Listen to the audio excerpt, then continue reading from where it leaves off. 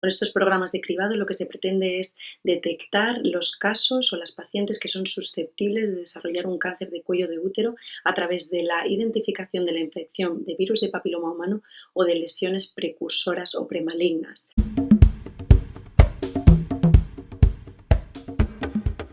Hoy os voy a hablar de las recomendaciones que debe incluir un programa de cribado. Lo esperable en un país industrializado en el que no se realice cribado es que de cada 1000 mujeres a lo largo de su vida vayan a desarrollar un cáncer de cuello de útero entre 31 y 33 casos. Con estos programas de cribado lo que se pretende es detectar los casos o las pacientes que son susceptibles de desarrollar un cáncer de cuello de útero a través de la identificación de la infección de virus de papiloma humano o de lesiones precursoras o premalignas. De manera que lo que se pretende es disminuir la incidencia y la mortalidad por este cáncer de cuello de útero. Estos programas de cribado se consideran una prevención secundaria porque aunque realizan una detección muy precoz, va a ser cuando ya se haya producido patología. Y en España cada comunidad autónoma tiene su propio programa de cribado y de manera que lo que os voy a contar yo hoy aquí está basado en las recomendaciones de la Asociación Española de Patología Cervical. Según las recomendaciones españolas, el cribado debe comenzar a los 25 años y debe finalizar a los 65 años. El cribado no debe realizarse antes de los 25 años, independientemente de la edad de inicio de las relaciones sexuales de la mujer o de los factores de riesgo que pueda presentar. ¿Por qué? Por debajo de los 25 años tenemos mucha exposición al virus del papiloma humano y tenemos el riesgo de poder detectar lesiones que son benignas o que son transitorias y que se van a resolver espontáneamente. Por lo tanto, estamos exponiendo a una mujer a posibles pruebas innecesarias y tratamientos innecesarios. Para evitar un sobrediagnóstico y un sobretratamiento, no se debe realizar una citología a una mujer por debajo de 25 años. Realizarlo puede tener un elevado costo económico sin reducir la incidencia de cáncer de cuello de útero, puesto que la incidencia en este grupo de edad es muy baja. Por debajo de 25 años lo que debemos hacer es promover la prevención primaria con la vacunación, con el preservativo, mediante la planificación familiar para intentar evitar también otras enfermedades de transmisión sexual.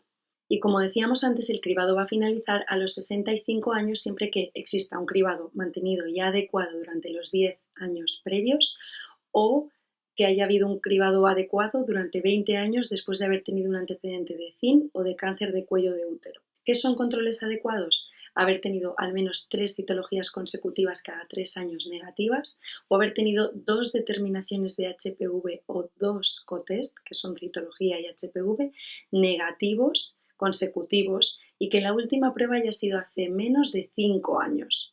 En estos casos se ha visto que la incidencia de lesiones mayor o igual a HSIL CIN2 es extremadamente baja, por eso son estas las recomendaciones. Si la paciente llega a los 65 años y no ha hecho nunca ningún cribado, en ese momento podemos hacer un cotest y si da negativo no es necesario realizar más pruebas. Estableciendo unas recomendaciones por grupos de edades, ya decíamos que por debajo de 25 años no hay que hacer ninguna prueba de cribado. Entre los 25 y los 30 años la recomendación es hacer una prueba de citología cada 3 años hasta los 30 años.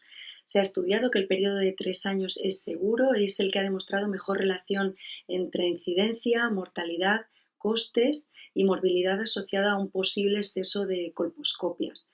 Este intervalo solo lo vamos a cortar en mujeres que están inmunodeprimidas y en ningún caso está indicado hacer una muestra del virus del papiloma humano porque hemos visto que la prevalencia en este grupo de mujeres es muy alta. Se estima que en torno a la tercera parte de las mujeres va a ser portadora de infección por HPV, pero que va a ser una infección transitoria, de manera que el cuerpo la va a curar sola, nunca va a llegar a desarrollar lesión y es lo que nos interesa.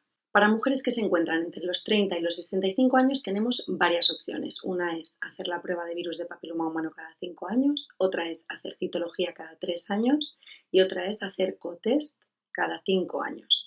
La opción preferente, la que ha demostrado ser mejor, es la detección del virus del papiloma humano cada 5 años. Preferiblemente la muestra se hará en medio reflex para que se pueda hacer un análisis de la citología en la misma muestra que hemos enviado.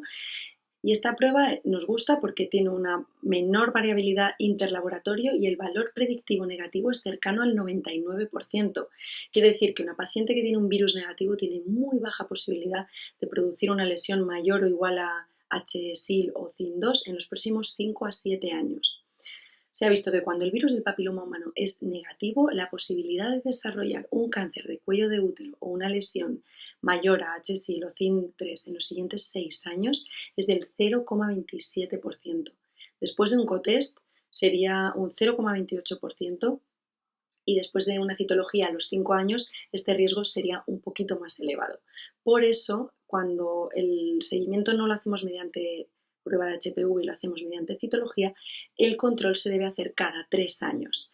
3 años es el tiempo que se ha considerado adecuado, puesto que hacerlo cada menos tiempo no ha demostrado beneficio en la reducción de la mortalidad y, sin embargo, sí que aumenta considerablemente las colposcopias, los costes, el sobrediagnóstico y un posible sobretratamiento. Este cribado de citología cada 3 años se considera una opción aceptable y solo se debe realizar cuando los recursos o la infraestructura impidan la realización de la toma de virus de papiloma humano. Y en cuanto a la tercera opción, que es realizar un cotest cada 5 años, hacer una citología y un virus en la misma determinación, pues que os llegue el mensaje de que lo importante es saber el estado del virus. Hacer una citología adicional en esa misma muestra por sistema no ha demostrado mayor beneficio, solo ha demostrado beneficio en las situaciones excepcionales en las que la muestra es insuficiente por una mala realización. En esos casos el virus daría no detectado, pero la citología nos diría ojo que la muestra es insuficiente y por eso ha dado no detectado. No porque no esté, sino porque no tienen suficiente material. Solo en esos casos el cotest aporta un beneficio sobre la detección única de virus de papiloma humano. En general, se debe considerar como una opción transitoria hasta que en los programas se establezca solo la prueba de virus de papiloma humano.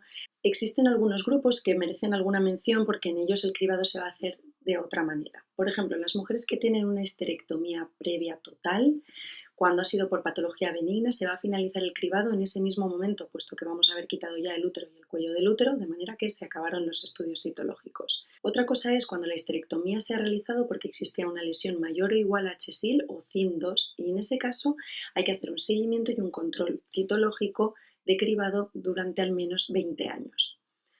Nos pasa algo parecido cuando tenemos una paciente que ya ha tenido un antecedente de lesión mayor o igual a HSIL o CIN2. En esta paciente primero haremos un seguimiento y después se remitirá al programa de cribado que se debe mantener durante al menos 20 años.